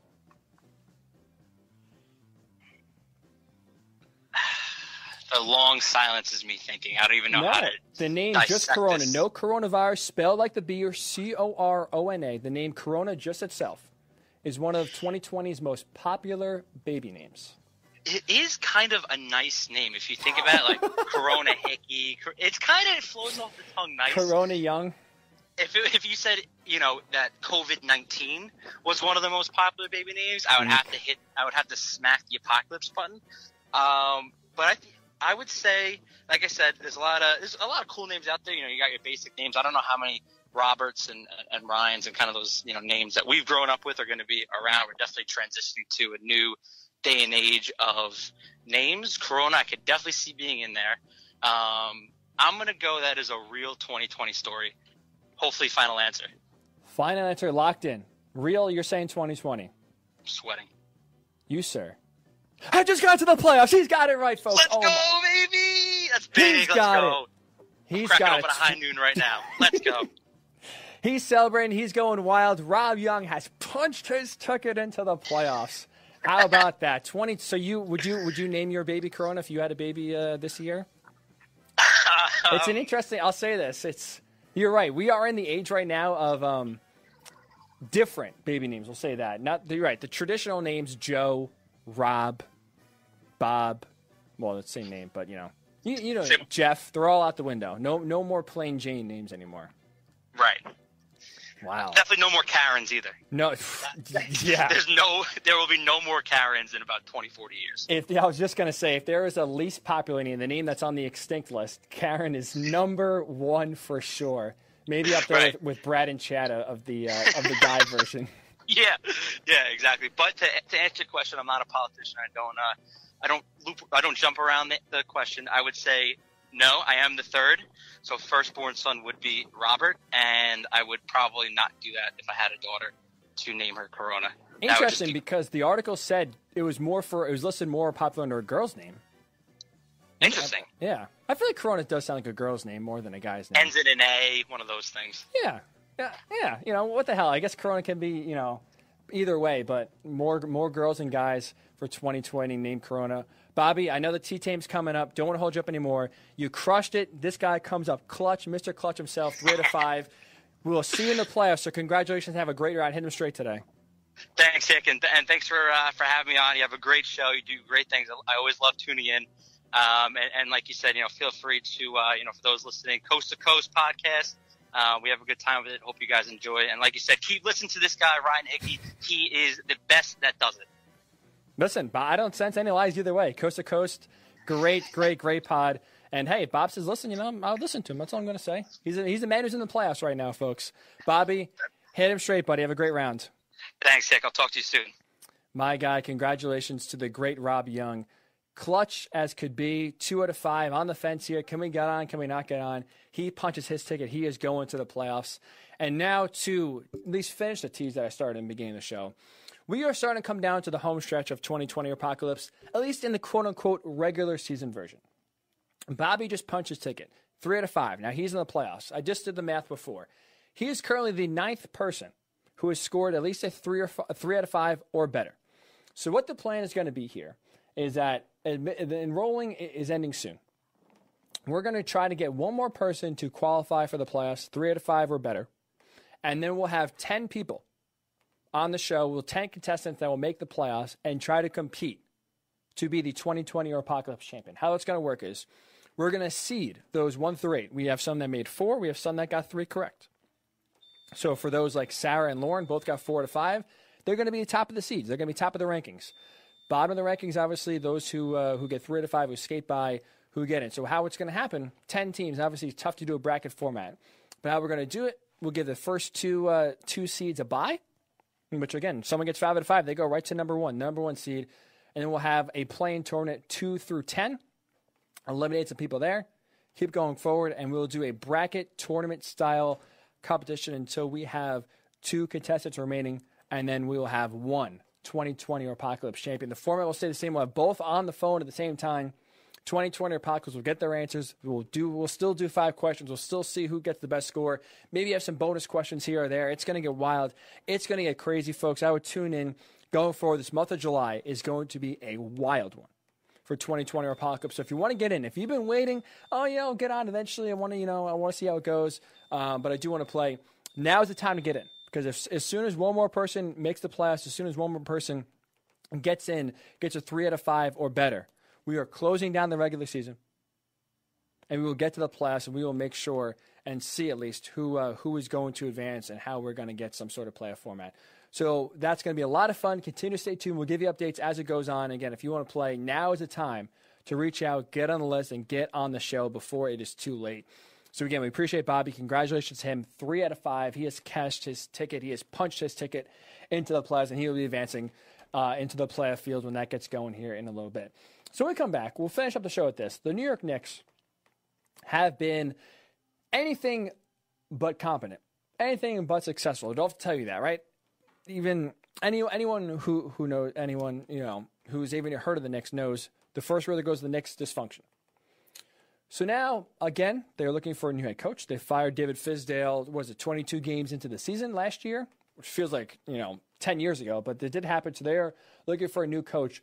There's one coach out there, the Knicks plan interviewing, that not only I think would be the perfect hire for them, it would take the Knicks in a direction they've always shied away from, they've never wanted to go to. I think it could be beneficial for the Knicks going forward. So we'll tell you what that direction is, who that candidate is, when the Morning Boys Ronnie K return right here on the Worldwide Sports Radio Network. You're listening to the Worldwide Sports Radio Network. It's time to wake up with the Morning Boys on Worldwide Sports Radio Network. And here's your host, Ryan Hickey. I'm not going to lie. I am currently sweating. Not only because it's a little warm in here, but I was fired up. I was nervous for Rob. 2 out of 5. Ooh. Win it, get it, and you're in. Lose and you go home. That's clutch. That pressure right there breaks some people. But Bobby stayed firm, stayed poised, got the question right, and got himself into the playoffs. A truly remarkable performance by Rob Young to get into the 2020 Apocalypse playoffs. Coronavirus, that is correct. Or I'm sorry, Corona, just Corona, is one of the most popular baby names of 2020. It's I'm not sure if I would go that route, because to be honest, at least the way I feel about 2020 so far, 7 months in, essentially, is that I feel like I'm trying to get past 2020 and forget about it as quick as possible. Put it in the rearview mirror. I feel like the last thing I want to always kind of be reminded of and keep going back to is this year, is the coronavirus, is the 2020 pandemic, everything that's happened so far this year, or social unrest, the virus itself. There's just 2020 has been an awful, awful, awful year. So I feel like the last thing I want to do is constantly be reminded of it by naming my son or daughter by the name Corona. But hey, now is the time. This is the time where if you want to name your child whatever name you feel like, after a city, after a food, after a virus, hey, now is the time, because a ton of people are doing it. No more Jeffs and Jims and Johns and Steves. More Coronas and other names like that as well. So it's an interesting one. But folks, this is 2020. This is the world we are living in. Corona is a very, very hot and popular baby name going forward. So expect to hear a lot of the name Corona going forward. As we get older and as the years go by, that name will keep on popping up. So we talked a lot about a lot of quarterback discussion, NFL quarterback discussion, starting with Cam Newton signing with the Patriots. Brian Snow writes on Facebook, Cam Newton will not see one down with the Patriots. And I happen to agree with Brian. I said I'm skeptical that he's even going to be on the team when training camp ends. And I firmly believe week 1 comes, whether it's September, whether it's October, whether it's January, whenever the NFL season tries to get off and gets underway. Jarrett Stidham is going to be the week 1 starter going forward. Just too many question marks about health of Cam Newton, about his ability to quickly learn an offense, develop chemistry with a team he has never worked out with, talked to, spoken to, visited in person. And now to do that all in a short, condensed amount of time, I think is just really unfair to him, puts Cam Newton behind the 8 ball. So for that reason, I think, like I said, the two themes I'm going to look at this year for the NFL season is going to be continuity and is going to be familiarity. Teams with new head coaches are going to be behind the 8 ball. Teams with new quarterbacks, like, for example, the Colts bringing in Phillip Rivers, or if the Patriots decide and try to force Cam Newton into it, I think it's a very tough year for people in new places, even Tom Brady down in Tampa Bay, to build up the chemistry, get on the same page as your receivers, as your team, when you're not allowed to hang out with them, you're not allowed to work out with them. Your own Players Association is telling you, and your own Players Association doctor is telling you, players, please do not practice with each other. Tom Brady down in Tampa Bay, throwing passes to Rob Gronkowski, throwing passes to Mike Evans and Chris Godwin. Please don't do it anymore. It's not safe. So now the more that you get of saying don't practice, don't be with each other, don't see each other in person, stick to Zoom, stick to, learning the playbook online, video conferences.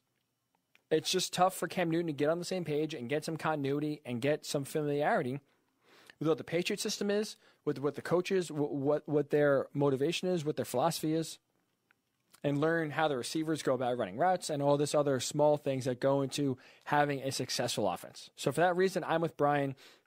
Brian says he won't see Cam Newton play 1 down with the Patriots. I tend to agree. A lot of people on social media, which we tend to do, we do overreact a lot. This is the time to do so. A lot of people are crowning the Patriots AFC East champions.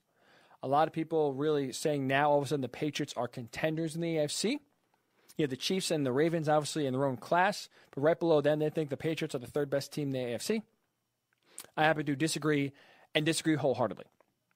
Jarrett Stidham will start week 1. I think he's going to be the guy in New England going forward. This Cam Newton signing to me does nothing to change that confidence I have of Jarrett Stidham being the starter when the season, whenever it decides to happen, does get underway. I do want to get into, finally here before we wrap up and get out of here on this Monday, the Knicks head coaching search. Because there's so many different directions the Knicks can go into when hiring their new head coach. All right, now that July is rolling around, now that the restart for the NBA, for the teams that are in contention going down to Orlando is going to happen, the teams that are left behind, the 8 teams that aren't going to be playing, are starting to get ready, for the draft, start getting ready for next year. And with that, the Knicks are going to try to find a new head coach. They fired Dave Fizdale 22 games into last season after a year and 22 games of no success. And now, at least right now, there are 11 known candidates on the radar for this new head coaching opportunity. And those candidates from all different backgrounds highlight all the different paths that the Knicks can go down. For example, Tom Thibodeau seems to be the front runner for the job. If he is hired by the Knicks, it seems like the plan is going to be, you're going to coach the team you have, but the goal is going to be we're going to try to get some sort of star player somehow. Whether it's free agency again, trying to go after Giannis in 2021, or trying to get another disgruntled free agent, maybe in a trade. But one way or another, the Knicks are going to try to go after a superstar to bring him to New York. And that seems to be the plan if you're going to hire Tom Thibodeau. Another rumor late added to the mill, Jason Kidd. Jason Kidd, it's believed and rumored that he can help the Knicks make a run at Giannis when Giannis is a free agent after next season. And here we go again. What this feels like, especially hearing the Jason Kidd rumors, really got my blood to boil because it's like, here we go again. What is the definition of insanity? The definition of insanity is doing the same thing over and over and over again and expecting different results. What have the Knicks done 10 years ago, 5 years ago, 20 years ago? They've tried the same thing. Their goal, whenever they fire a head coach and bring a new one in, whenever they hire a new GM, whenever they hire a new president of basketball operations, their goal and their outlook and their push and their message has always been, we're going to get a star player to sign here. We're going to go after LeBron James, and he makes the decision to go to the Heat. We're going to go and get Kevin Durant. We're going to go and get Kyrie Irving. We're going to go make a push to get the biggest superstar in the market. He's going to come to New York. He's going to be the difference maker going forward. This head coach, this president, this general manager is going to make it happen. So now here we go. The rumors flying around. Jason Kidd was going to help the Knicks make a run. They're going to get Giannis next year. You know what's going to happen if the Knicks hire Jason Kidd? Or if the Knicks hire Tom Thibodeau and try to either acquire via trade or try to sign a big-time free agent like they try to do, again, every year it feels like for the last 15 years. They're going to swing and miss. They're going to set their sights high. They're going to settle very low. They're going to tell you this is the plan we wanted all along. We wanted to sign Taj Gibson. We wanted to sign Bobby Portis. We wanted to sign Julius Randle instead of signing Kevin Durant and Kyrie Irving. And the Knicks are going to sputter their wheels. They're going to be terrible yet again. In 2 to 3 years, what's going to happen? Going to fire the head coach, going to fire the GM. We're going to be in the same spot. The same message is going to be sent again in 2 or 3 years. Think about it. Amari Stoudemire, with all his health issues, was the biggest Knicks free agent they've ever signed in my lifetime. And that even happened because of the health concerns. So the Knicks have, for years now, have tried for the same exact plan. Expedite the rebuild. Quick turnaround by signing a big-time free agent. Oh, this is the coach that's going to get the free agent there. Leon Rose has great relationships with players. He's going to get big-time players to come to New York. Players don't want to come to New York because it's a black hole. It hasn't worked yet. This plan has not worked yet. LeBron has not come to the Knicks.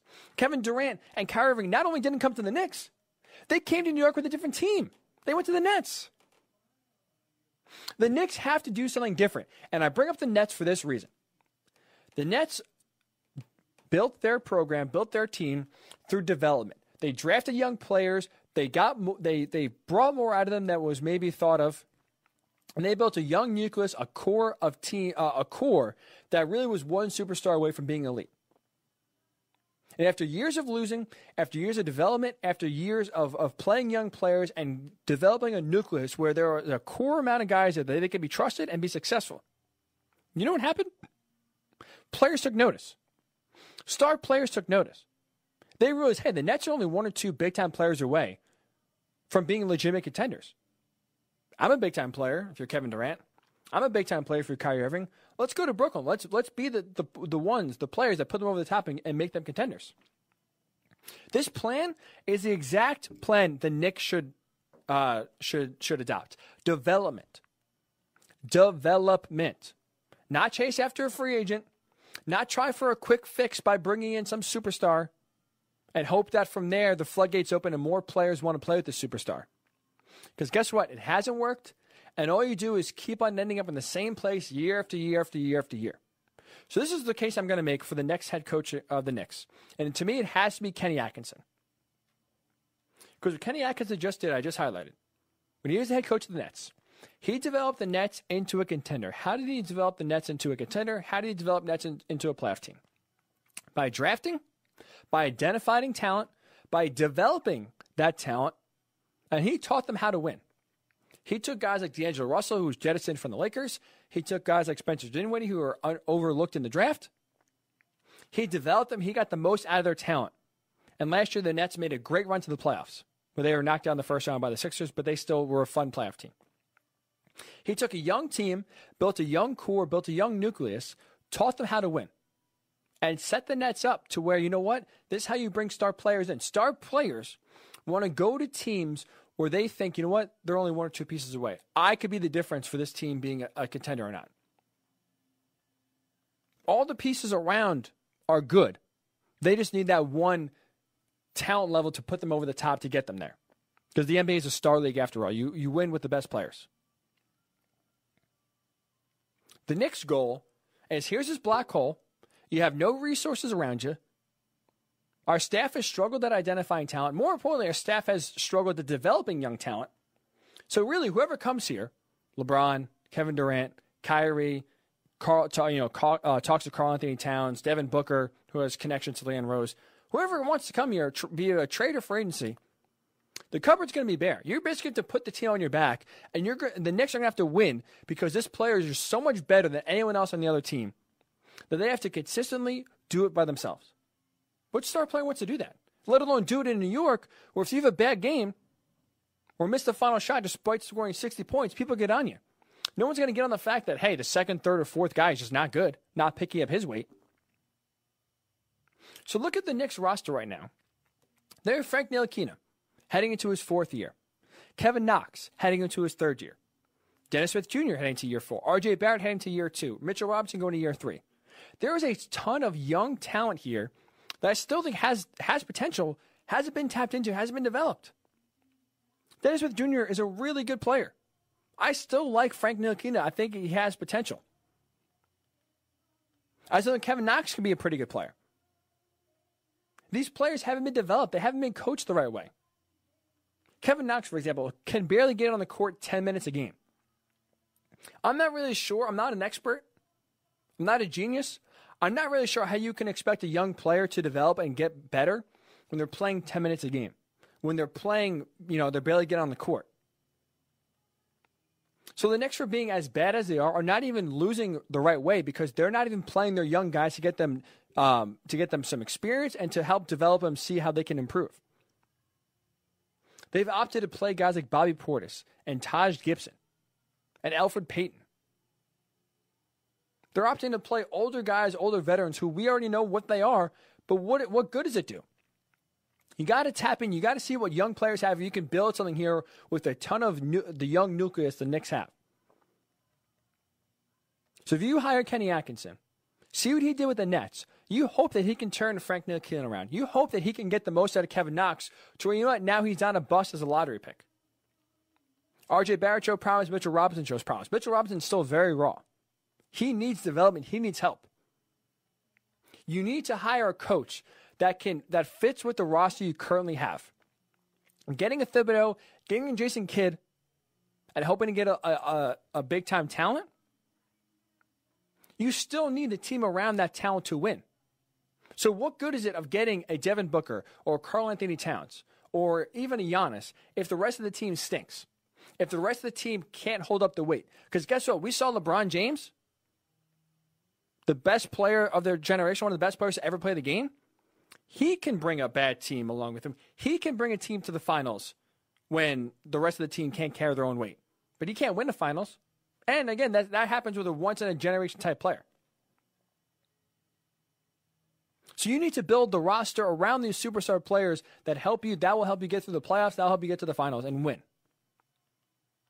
So develop first. Do something you have tried to avoid to do for whatever reason for years on end.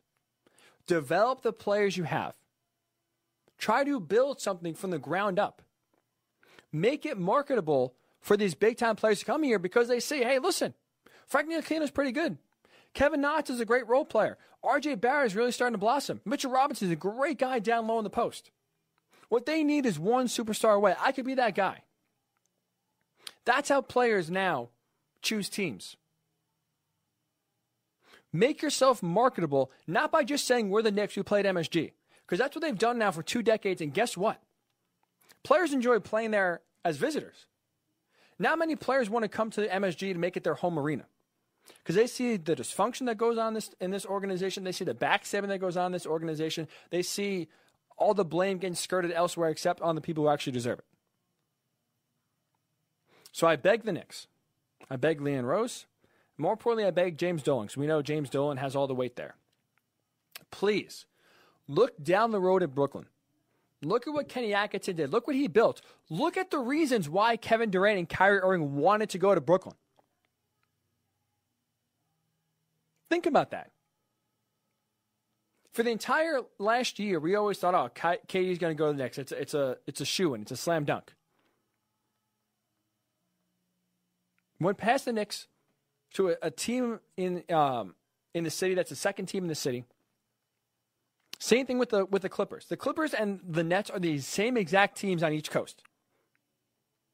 The Clippers built a young, respectable roster that was 1 or 2 superstars away. And despite being the second team in the market, the overlooked team in the market, they landed Kawhi Leonard and Paul George. The Nets landed Kyrie Irving and Kevin Durant because they both had young, feisty, hungry, young nucleuses that all they needed was the star player. They had the grit, they had the hustle, they had the will to win, and they knew how to win. They just needed that talent to elevate them to the next level. Clippers did it. Nets did it. Paid off big time. The Knicks have to do it.